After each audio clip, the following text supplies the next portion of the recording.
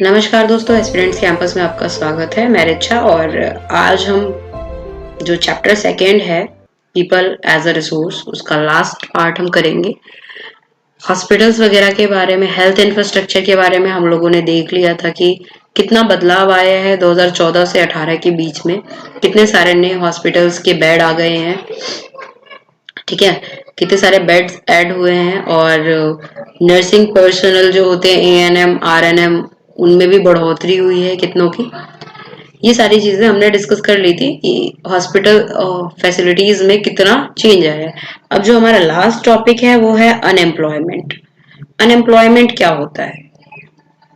Unemployment हमारे देश में आप देखते हैं बहुत सारे लोग बात करते हैं अनएम्प्लॉयमेंट की, बट अनएम्प्लॉयमेंट क्या होता है? अनएम्प्लॉयमेंट को कहते हैं हिंदी में बेरोजगारी।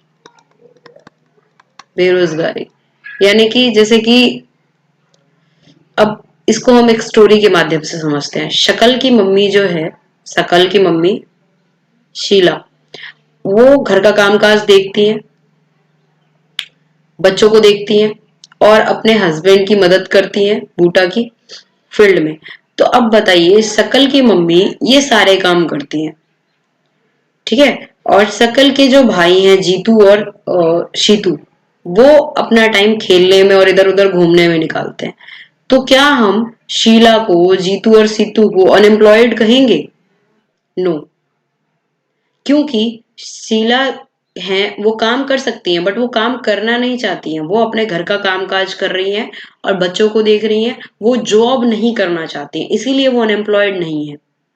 और जीतू और सीतू, वो काम करने योग्य नहीं है, तो इसीलिए वो भी अनएम्प्लॉयड नहीं माने जाएंगे। क्योंकि वो बच्चे हैं अभी, वो क्या काम करेंगे, इसीलिए वो अनएम्प्लॉयड नहीं मानेंगे। अनएम्प्लॉयमेंट उसी को कहते हैं जब कोई person who are willing to work, काम करना चाहता है, ठीक है, the going wages and can not find job, काम करना चाहता है जिस वेज पे मतलब जिस क्षेत्र में जितनी सैलरी मिल रही है उसी सैलरी पे वो काम करने के लिए तैयार है, लेकिन उसे वो काम नहीं मिल रहा है, उसे कहा जाता है अनएम्प्लॉयमेंट। जैसे कि आप कर तो बहुत कुछ सकते हैं, आप घर में मतलब काफी सारे काम कर सकते हैं। आप अपना रेस्टोरेंट ओपन कर सकते हैं, ठीक है, आप स्टेशनरी खोल सकते हैं, ठीक है, काफी सारे जॉब्स हैं जो आप कर सकते हैं। आप कॉल सेंटर में जॉब कर सकते हैं, प्राइवेट जॉब कर सकते हैं, लेकिन नहीं, आपको क्या करना है, आपको चाहिए कि आपका एक टारगेट है कि मुझे गवर्नमेंट सेक्टर में ही जॉब करना है, मुझे गवर्नमेंट जॉब ही चाहिए, ठीक है। तो आप काम करना चाहते हैं जिस क्षेत्र में, उस क्षेत्र में आपको काम नहीं मिल रहा पा रहा है, तो आप क्या है, आप अनएम्प्लॉयड है, ठीक है। जो उनके इंटरेस्ट के बाहर अगर काम मिल रहा है तो वो काम नहीं, जिसमें उसका इंटरेस्ट है उस पर्सन का, उसमें अगर उस क्षेत्र में उसे काम नहीं मिल पा रहा है तो वो अनएम्प्लॉयड कहा जाएगा, ठीक है। अब देखिए, जीतू एंड सीतू जो है वो दोनों काफी ज्यादा छोटे हैं, तो उनको वर्क फोर्स में हम गिन ही नहीं सकते। वर्क फोर्स में हम किनको गिनते हैं? 15 से 59 ईयर्स, 15 to 59 ईयर्स के पर्सन जो होंगे वो वर्क फोर्स में गिने जाएंगे। अब 15 से जो छोटे हैं, 14 साल के हैं या फिर 60 साल के हैं, तो ये क्या है, ये पर्सन अनएम्प्लॉयमेंट में नहीं गिने जाएंगे, अनएम्प्लॉयड नहीं होंगे, क्योंकि ये काम करने योग्य नहीं है, ठीक है। तो ये जो 14 से 60 साल के होंगे ना, वो अनएम्प्लॉयड नहीं होंगे। 14 से नीचे और 60 के ऊपर ये अनएम्प्लॉयड नहीं होंगे, ठीक है। अनएम्प्लॉयड वही एक एज ग्रुप तय किया गया है कि 15 to 59 ईयर्स के जो पर्सन होंगे वो काम कर सकते हैं। अब शकल के जो ग्रैंड पेरेंट्स हैं वो अनएम्प्लॉयड नहीं हो सकते हैं, क्योंकि वो काम करने योग्य नहीं है ना, इसीलिए। और जो उसकी मम्मी है वो अनएम्प्लॉयड होती अगर वो काम करना चाहती, लेकिन वो घर के बाहर का काम नहीं करना चाहती है, घर का ही जो भी काम है वो उसी में इन्वॉल्व रहना चाहती है। अब जो हमारे पास अनएम्प्लॉयमेंट आती है, आप देख सकते हैं 3 तरीके की अनएम्प्लॉयमेंट होती है। चलिए एक बार डिस्कस करते हैं इसके बारे में।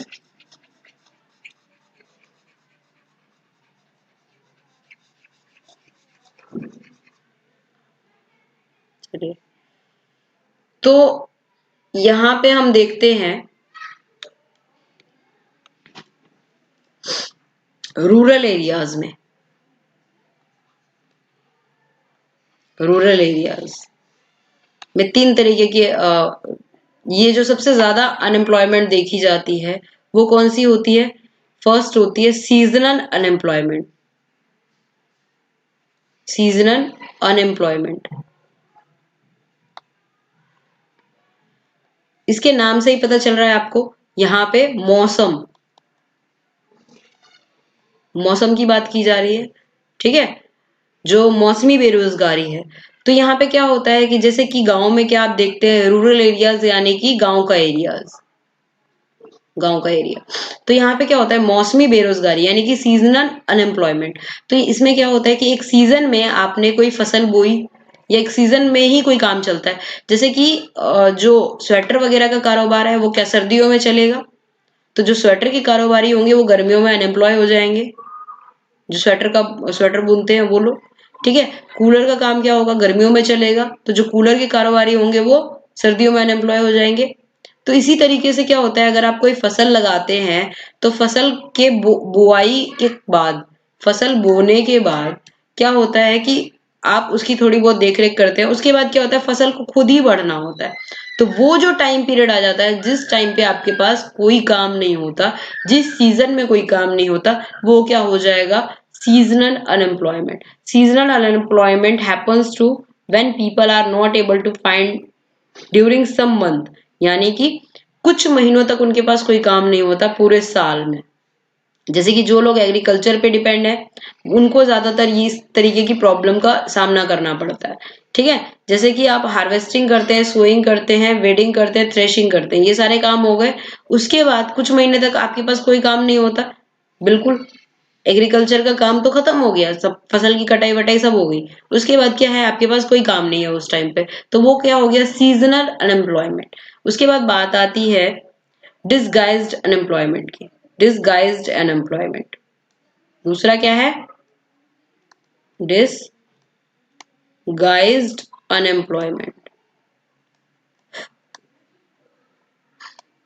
इसको कहते हैं, इसको हम छुपी हुई बेरोजगारी भी कहते हैं, छुपी हुई बेरोजगारी, यानी कि इसमें हमें सब काम करते हुए नजर आएंगे लेकिन फिर भी वो बेरोजगार हैं। अब वो कैसे, अब देखते हैं। एक जगह पे यानी कि एक शॉप पे मान लीजिए, या एक खेत पे, यानी कि एक खेत पे क्या है, दो लोगों की जरूरत है। ये शॉप दो लोगों के साथ भी चल रही है, लेकिन यहाँ पे पूरी फैमिली लगी है, चार लोग लगे हैं।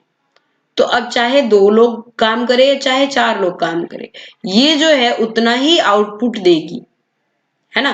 तो ये जो दो लोग बचे, इन चार लोगों में से जो दो लोग बचे वो कहीं और काम कर सकते थे।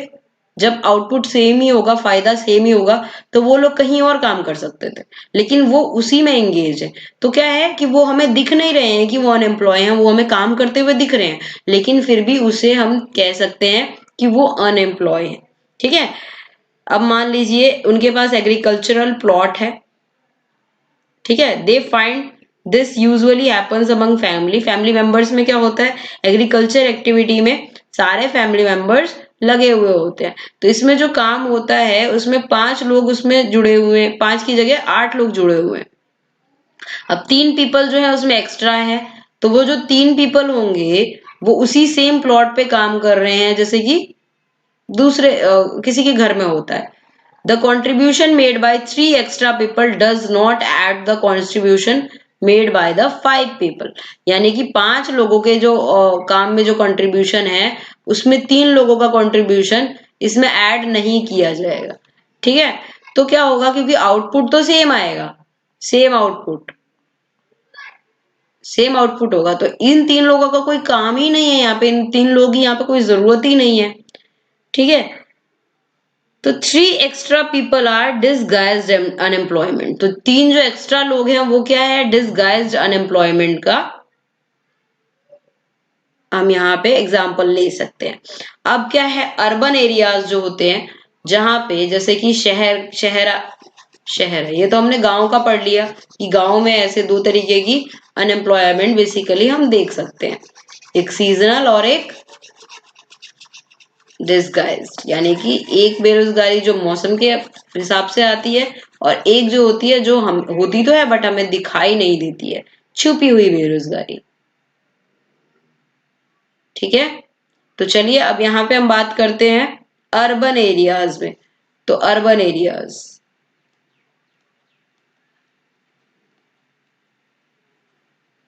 अर्बन एरियाज में यानी कि शहर में हम देखते हैं लोग एजुकेटेड तो होते हैं लेकिन फिर भी अनएम्प्लॉयड होते हैं। ये बहुत कॉमन फिनोमेना हो गया है कि लोग एजुकेटेड हैं लेकिन फिर भी क्या है, अनएम्प्लॉयड है। तो उसे क्या हम कह सकते हैं, एजुकेटेड अनएम्प्लॉयमेंट।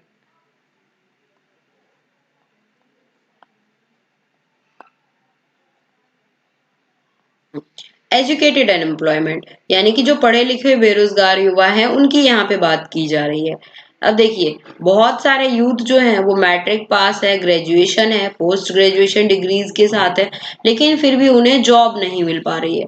तो यहाँ पे क्या हो जाएगा, ये हो गया एजुकेटेड अनएम्प्लॉयमेंट। तो अब देखिए, ग्रेजुएट पोस्ट ग्रेजुएट जो है वो इंक्रीज हो रहे हैं हर साल, मतलब काफी ग्रेजुएट एंड पोस्ट ग्रेजुएट निकल रहे हैं फास्टर देन मैट्रिकुलेट्स, यानी कि जितनी जल्दी 10वीं पास नहीं कर लेते उससे जल्दी लोग ग्रेजुएट और पोस्ट ग्रेजुएट हो रहे हैं। तो ये पैराडॉक्सिकली मैन पावर सिचुएशन है, एक पैराडॉक्स मैन पावर सिचुएशन है जिसमें सरप्लस ऑफ मैन पावर है। मैन पावर का क्या है, सरप्लस है, सरप्लस मैन पावर है। सरप्लस मतलब मैन पावर ज्यादा है, ठीक है, सरप्लस मैन पावर है। अब ये जो है ये करती है, कभी कभी मेन पावर की शॉर्टेज हो जाती है कुछ एरियाज में, तो there is unemployment among the technically qualified person on one hand while there is a dearth और technically skills required for economic growth. यानी कि एक बार तो क्या हो जाता है कि जो टेक्निकली क्वालिफाइड लोग हैं वो अनएम्प्लॉयड बैठे हैं, टेक्निकली क्वालिफाइड। अब ऐसा नहीं है कि ये कोई काम नहीं कर सकते, ये काम कर सकते हैं, लेकिन जिस क्षेत्र में ये काम करना चाहते हैं उस क्षेत्र में इनके लिए जॉब नहीं है। ठीक है, या फिर कई बार क्या होता है कि मतलब जो टेक्निकल स्किल रिक्वायर्ड होती है इनके पास वो स्किल नहीं होती है। ठीक है, शॉर्टेज ऑफ टेक्निकल स्किल।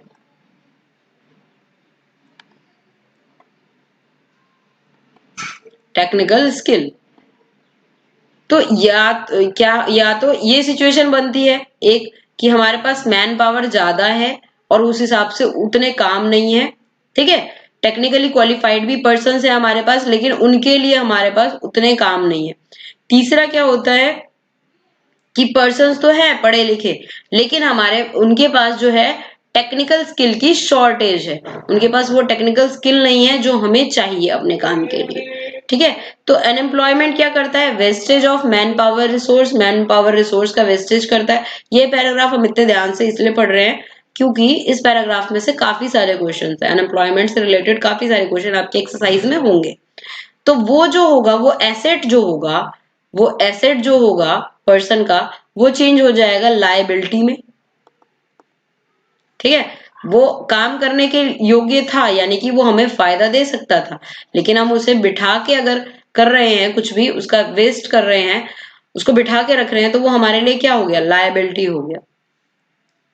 ठीक है, this feeling of hopelessness and despair among the youth, people do not have enough money to support their family। ठीक है, लोगों के पास इतने पैसे नहीं है कि वो अपनी फैमिली को सपोर्ट कर सके। Educated people who are willing to work find gainful employment implies a great social waste. ठीक है, तो जो एजुकेटेड पीपल हैं और वो काम करना चाहते हैं और उन्हें वो काम नहीं मिल पा रहा है जो वो करना चाह रहे हैं, ठीक है, तो वो क्या हो गया, एक तरीके का सोशल वेस्ट हो गया, यानी कि उन लोगों का हम सही तरीके से यूटिलाइजेशन नहीं कर पा रहे हैं, है ना। और अनएम्प्लॉयमेंट क्या होगा, इकोनॉमिक लोड बढ़ाता है। अब जितने ज्यादा लोग खाली बैठे रहेंगे उतना ज्यादा नुकसान होगा हमारे देश का, है ना। वो बैठ के खाएंगे यानी कि क्या होगा, वो लायबिलिटी बन जाएंगे, एसेट की जगह वो लायबिलिटी बन जाएंगे। आपको एसेट और लायबिलिटी पहले आप पढ़ चुके हैं, इसके बारे में एसेट और क्या लायबिलिटी क्या होता है, डीपली हमने इस बात को समझा था। अब क्या है, इनकी क्वालिटी ऑफ लाइफ जो होगी वो भी चेंज होगी, इससे बहुत ज्यादा अफेक्ट होगी क्वालिटी ऑफ लाइफ, क्योंकि अब पैसे नहीं आएंगे तो क्वालिटी ऑफ लाइफ तो अफेक्ट होगी ना।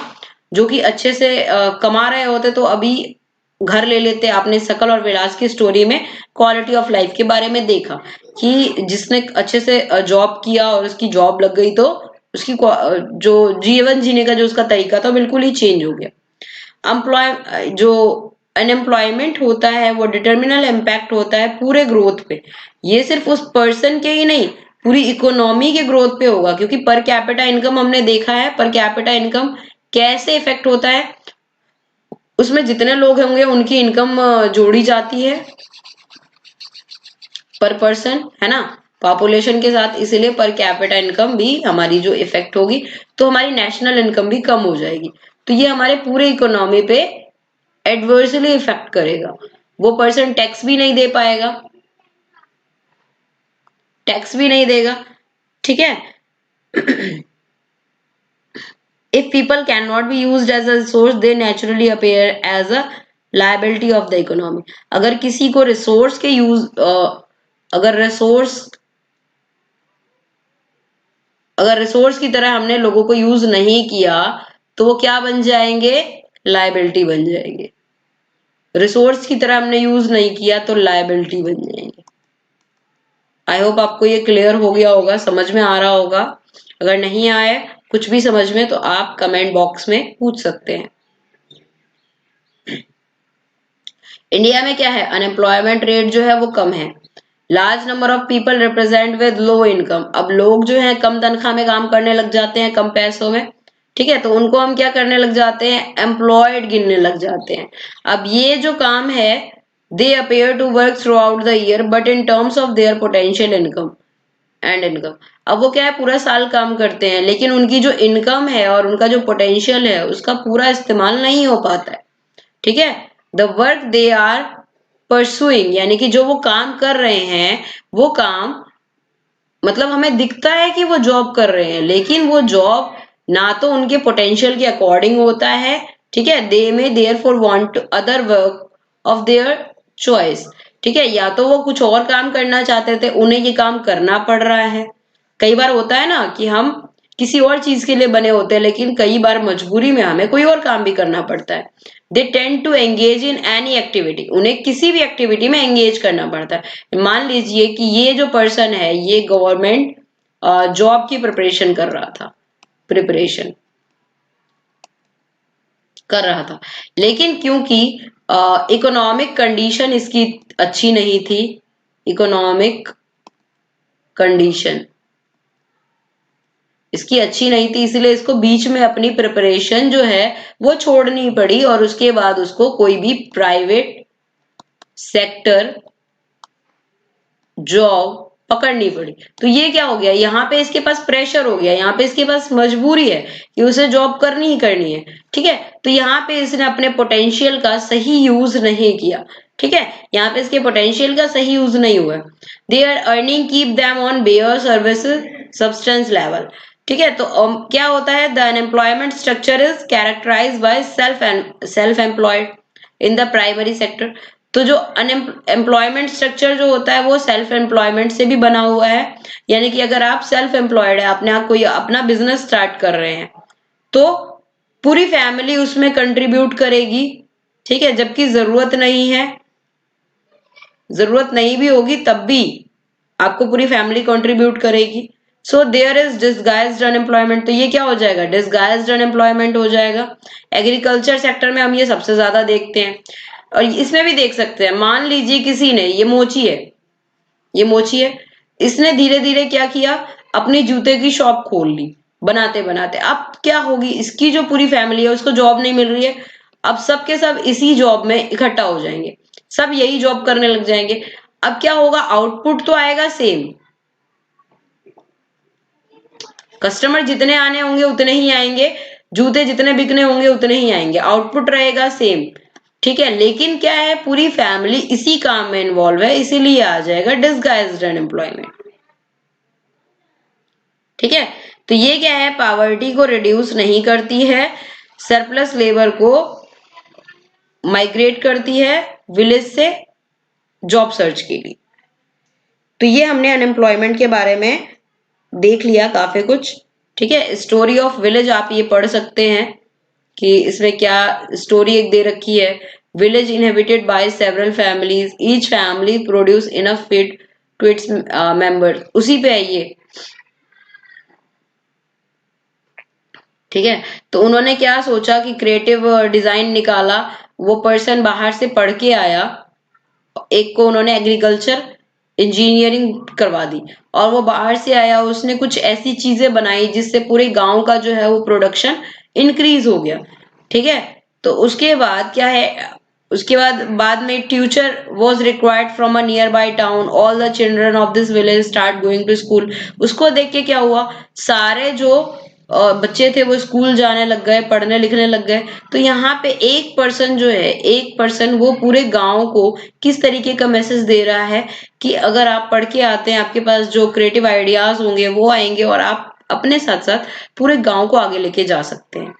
ठीक है, तो ये स्टोरी आप पढ़ सकते हैं आगे। फिर और क्या क्या हुआ यहाँ पे देखिए, टेलरिंग स्टार्ट हुई, उन्होंने कपड़े सीने शुरू कर दिए। ठीक है, तो दूसरा नया जॉब आ गया कि टेलर बन गया है।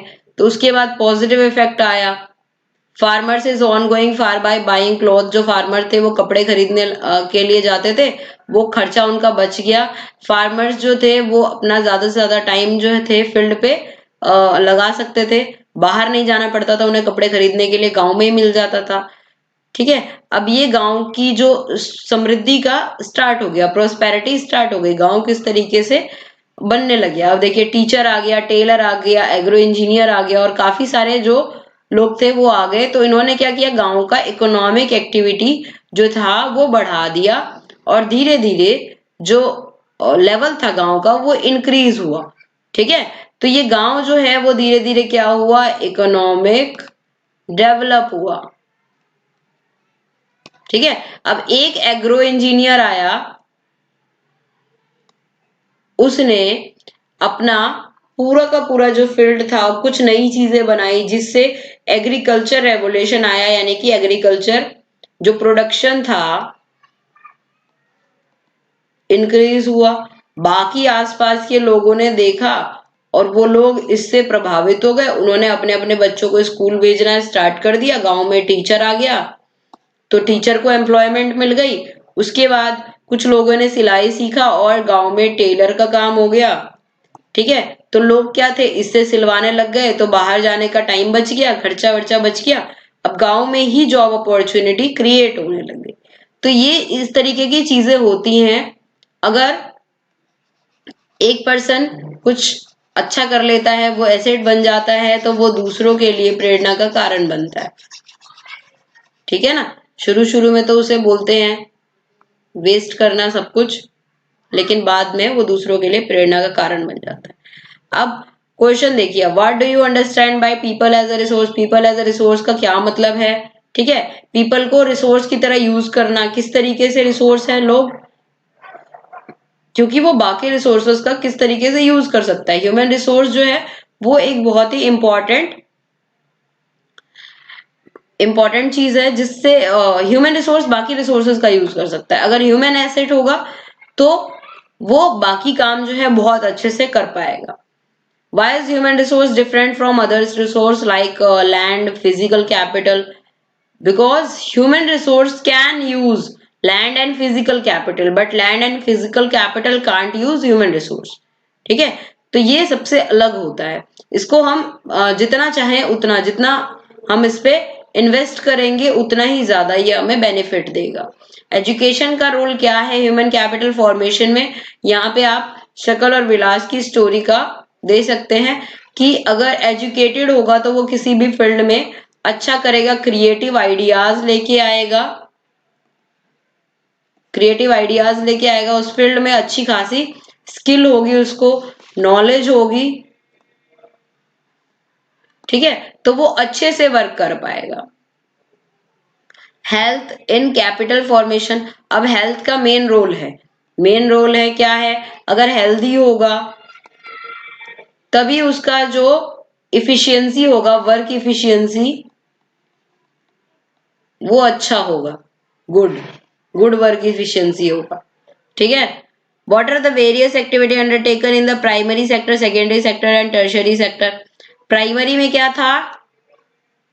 एग्रीकल्चर, एनिमल हस्बेंड्री, मतलब ये सब चीजें agriculture related, animal husbandry. Secondary में क्या था? सेकेंडरी में था इंडस्ट्रीज, ट्रेड, और टर्शरी, टर्शरी सेक्टर था हमारा सर्विस सेक्टर,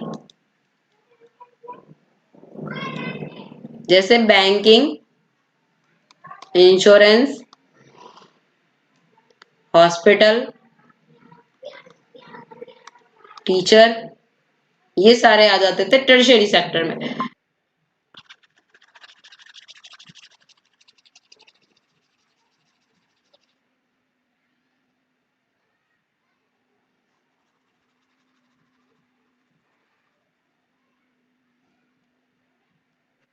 उसके बाद इकोनॉमिक और नॉन इकोनॉमिक एक्टिविटीज जो है वो हमने पढ़ ही लिया था, मैंने समझा दिया था आपको लास्ट वीडियो में। और वुमेन्स को लो पेड वर्क पे क्यों एम्प्लॉय किया जाता है? क्योंकि आप जानते हैं कि मतलब हमारे जो पहले की जो सोच थी वो क्या थी कि वुमेन्स जो है हाउस होल्ड काम के लिए हैं और वो ज्यादा एफिशिएंट नहीं होती हैं काम के लिए, इफिशिएंट नहीं होती हैं एज अ मैन के अकॉर्डिंग ज्यादा एफिशिएंट नहीं होती, इसलिए वुमेन्स को सैलरी कम दी जाती। अब अनएम्प्लॉयमेंट को आप कैसे एक्सप्लेन करेंगे ये भी अभी अभी हमने पढ़ लिया है। डिस्गाइज्ड एम्प्लॉयमेंट और सीजनल अनएम्प्लॉयमेंट में क्या अंतर है ये भी हमने पढ़ लिया है। एजुकेटेड अनएम्प्लॉयमेंट पेक्युलर प्रॉब्लम है इंडिया में, क्यों है ये रीजंस भी हमने देख लिए हैं। टेक्नोलॉजिकल जो है नॉलेज की शॉर्टेज हो गई, या फिर हर साल जो काफी सारे ग्रेजुएट्स और पोस्ट ग्रेजुएट निकलते हैं तो वो सरप्लस सरप्लस में निकलते हैं। सरप्लस हमारे पास वर्क पॉपुलेशन है और उतने हमारे पास जॉब्स नहीं है। मैक्सिमम एम्प्लॉयमेंट आप किस फील्ड में सोच सकते हैं कि आप बना सकते हैं? तो ये क्रिटिकल क्वेश्चन है, ये आपको एग्रीकल्चर में आप काफी मैक्सिमम एम्प्लॉयमेंट बना सकते हैं, एग्रीकल्चरल फील्ड में उसमें काफी कुछ है, और या फिर इंडस्ट्रियल फील्ड में भी आप बना सकते हैं। ये क्रिटिकल क्वेश्चन है, ये आपको सोचना है एक बार कि इंडिया की सिचुएशन को देखते हुए आप मैक्सिमम जो एम्प्लॉयमेंट है वो कौन सी फील्ड में मैक्सिमम अपॉर्चुनिटी आप दे सकते हैं। Can you suggest some measures in the education system to mitigate the problem of educated employment? तो एजुकेटेड एम्प्लॉयमेंट को रिजॉल्व करने के लिए एजुकेशन सिस्टम में कुछ मेजर चेंजेस होने चाहिए। कौन से चेंजेस होने चाहिए? जो एजुकेशन है वो कौन से बेसिस पे होना चाहिए? प्रैक्टिकल। ये नहीं है कि थ्योरी की नॉलेज दे दी बच्चों को और उनको प्रैक्टिकली कुछ नहीं आता, उनके स्किल पे फोकस करना चाहिए।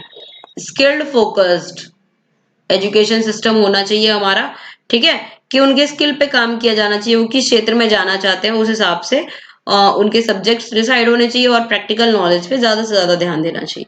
Can you imagine some village which initially has no job opportunity but later came up with many?